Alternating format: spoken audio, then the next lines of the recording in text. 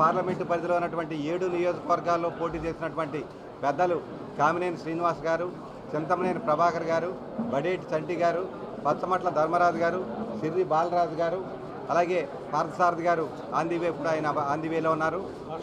అలాగే చింతలపూడి సొంగ రోషన్ కుమార్ గారు, జనసేన పార్టీ అధ్యక్షులు, భారతీయ జనతా పార్టీ అధ్యక్షులు, ఈ ఏలూరు పార్లమెంటు పరిధిలో ఉన్నటువంటి అన్ని నియోజకవర్గాల అన్ని పార్టీల ఇన్ఛార్జీలందరికీ కూడా ఈ కార్యక్రమం తరఫున స్వాగతం పలుకుతూ, మరి మహేష్ యాదవ్ గారిని చంద్రబాబు నాయుడు గారు ఖచ్చితంగా ఇక్కడ ఎన్డీఏ అభ్యర్థి గెలవాలి, రాబోయే రోజుల్లో కేంద్ర ప్రభుత్వంలో ఉన్నటువంటి బీజేపీ యొక్క సహకారంతో, పవన్ కళ్యాణ్ గారి యొక్క సపోర్ట్తో చంద్రబాబు నాయుడు గారు ముఖ్యమంత్రిగా ఈ రాష్ట్రాన్ని అన్ని విధాలుగా కూడా వెనకబడినటువంటి అభివృద్ధిలో వెనకబడినటువంటి ఆంధ్రప్రదేశ్ రాష్ట్రాన్ని ముందుకు తీసుకువెళ్ళడానికి చేసే కార్యక్రమంలో ఎన్డీఏ అభ్యర్థులుగా మీరంతా కూడా ప్రకటించినప్పుడు ఖచ్చితంగా మీ ద్వారా ప్రజలందరికీ కూడా విజ్ఞప్తి చేస్తూ ఉన్నాం.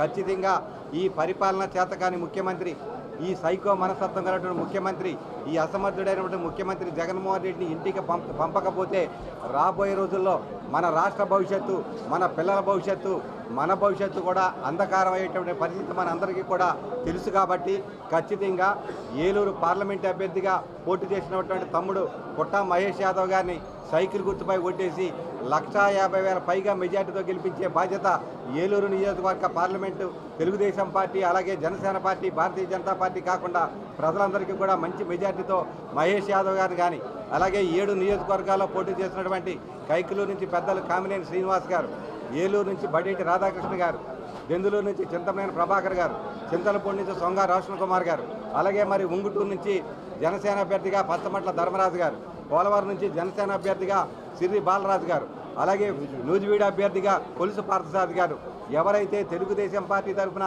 భారతీయ జనతా పార్టీ తరఫున, జనసేన పార్టీ తరఫున, జనసేన పార్టీ అయితే గాజు గ్లాస్ గుర్తు, భారతీయ జనతా పార్టీ అయితే కమలం గుర్తు, తెలుగుదేశం పార్టీ అయితే సైకిల్ గుర్తుపై ఓట్లేసి ఖచ్చితంగా రాబోయే రోజుల్లో చంద్రబాబు నాయుడు గారి ముఖ్యమంత్రిగా, పవన్ కళ్యాణ్ గారి యొక్క సహకారంతో, కేంద్రంలో ఉన్నటువంటి మోడీ గారి యొక్క ఆశీస్సులతో ఈ రాష్ట్రాన్ని అన్ని విధాలుగా కూడా ముందుకు తీసుకెళ్లే కార్యక్రమంలో అందరూ కూడా కలిసి రావాలని, ఎట్టి పరిస్థితుల్లో కూడా ఈ రాష్ట్ర భవిష్యత్తు బాగుండాలంటే ఎన్డీఏను గెలిపించాల్సిన అవసరాన్ని ప్రజలంతా కూడా గుర్తెరిగి తప్పనిసరిగా మద్దతు ఇస్తారని కోరుకుంటూ మన అన్ని నియోజకవర్గాలు తిరగడానికి ఒక షెడ్యూల్ అనేది ఒక ప్లానింగ్ చేసుకున్నాము. ఇవాళ నుంచి మా అన్ని మండలాల నుంచి ప్రోగ్రాంలు ఎలా చేయాలి, ఏం చేయాలో మా షెడ్యూల్ కూడా ఈ రోజులో రెడీ అయిపోతుంది. అది అయిపోయిన తక్షణమే అన్ని నియోజకవర్గాలు తిరగడానికి ప్లాన్ చేసుకున్నాం. అలాగే ఇవాళ పార్లమెంట్లో మేజర్గా పోలవరం డ్యామ్ కట్టాలి. ఆ డ్యామ్ మా పార్టీ పాలసీ కూడా ఈ 5 ఏళ్ళు మన గవర్నమెంట్ వచ్చినాక పోలవరం డ్యామ్ ఎట్టి పరిస్థితుల్లో కంప్లీట్ చేస్తాం. అలాగే R&R ప్యాకేజ్ కూడా ఇవ్వడానికి మేము ప్రయత్నం చేస్తాం. అది R&R ప్యాకేజ్ కంప్లీట్ చేస్తాం. అలాగే చాలా సమస్యలు కూడా అడ్రస్ చేసి కంప్లీట్ చేస్తాం. రాజధాని ఉంది, ఇవాళ రాజధాని లేదు. ఎక్కడ రాజధాని అనేది క్లారిటీ లేదు. ఒకసారి వైజాగ్ అంటున్నారు, ఒకసారి అమరావతి అంటున్నారు, ఒకసారి కర్నూలు అంటున్నారు. మనకు ఎక్కడైనా కానీ క్యాపిటల్ అనేది ఒక్కటే ఉండాలి. ఒక్కటే ఉంటే అందరు కూడా అక్కడికి వచ్చి పని చేసుకొని మళ్ళీ అలూరులోకి వెళ్ళిపోతారు. అలాంటి క్యాపిటల్ ఒక్కటే ఉండాలి. అలాంటి క్యాపిటల్ మనం నిర్మించుకోవాలన్నా కూడా ఏదైనా కానీ మన ఎన్డీఏ గవర్నమెంట్ రావాల్సి ఉంది, చంద్రబాబు నాయుడు గారు గెలవాల్సి ఉంది. పాస్బుక్ ఇవాళ మీకు ఒకటి చెప్పాలి, ఇవాళ భూములు మనం అమ్మాలన్నా కూడా, భూములు అమ్మాలంటే గవర్నమెంట్ పర్మిషన్ తీసుకోవాలంటే ఇవాళ నుంచి. ఎంత అన్యాయం అండి! మన భూములు మనం అమ్ముకోవడానికి రైట్ లేదా, మన ఆస్తి మనం అమ్ముకోవడానికి రైట్ లేదా, అది కూడా గవర్నమెంట్ పర్మిషన్ తీసుకోవాలా. పాస్బుక్లలో ఎక్కడైనా కానీ ఏ ప్రపంచంలో ఎక్కడ లేదు. అలాంటిది ఎక్కడైనా సీఎం గారి ఫోటో ఉంటుందండి అంటే స్లోగా ప్రిపేర్ చేస్తున్నారు. ఈ భూములన్నీ కూడా బ్యాంకుకి గీయడానికి ప్రిపేర్ చేసుకుంటున్నారు స్లోగా.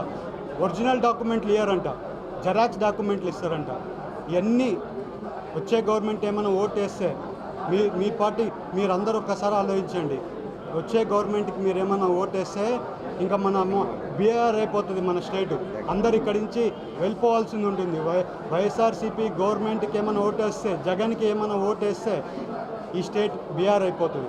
అందరూ కూడా ఆలోచించి ఈసారి మన విజన్ ఉండే లీడర్ చంద్రబాబు నాయుడు గారిని గెలిపించాలని మీ అందరికీ కోరుకుంటూ, సైకిల్ గుర్తుకి ఓటేసి నన్ను గెలిపించాలని అందరినీ కోరుకుంటూ, అలాగే మిత్రపక్షాలు బీజేపీ అలాగే జనసేన అందరినీ మా 7 నియోజకవర్గాల అందరి ఇన్ఛార్జిని గెలిపించాలని కోరుకుంటూ ధన్యవాదాలు.